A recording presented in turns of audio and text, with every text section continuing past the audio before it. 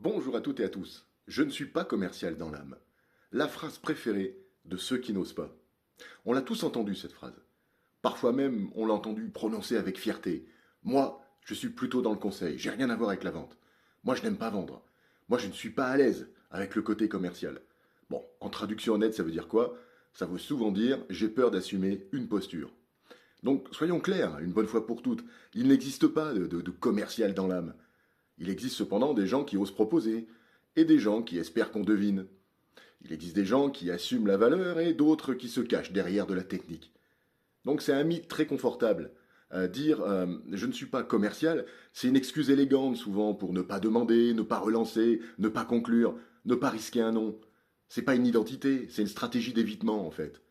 Donc il y a même un paradoxe qui est magnifique, c'est que les mêmes personnes qui disent je ne suis pas commercial, mais savent convaincre un ami, négocier leur salaire, défendre leurs idées, influencer même sans s'en rendre compte. Donc ils vendent déjà. Ils refusent juste de l'assumer. Mais vendre, ce n'est pas manipuler, ce n'est pas forcer, c'est pas trahir ses valeurs. Vendre, c'est assumer qu'on a quelque chose d'utile à proposer et oser le mettre sur la table. Le reste, c'est de la littérature, c'est une posture. Donc que font les vrais pros? Ils ne se demandent pas s'ils sont des commerciaux dans l'âme, rien à faire de ça. Ils se demandent seulement s'ils sont clairs lorsqu'ils parlent aux gens.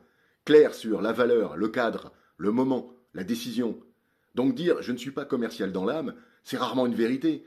C'est souvent une fuite bien formulée. Parce qu'au fond, ce n'est pas l'âme qui vend, c'est le courage. Et le courage, ça se travaille.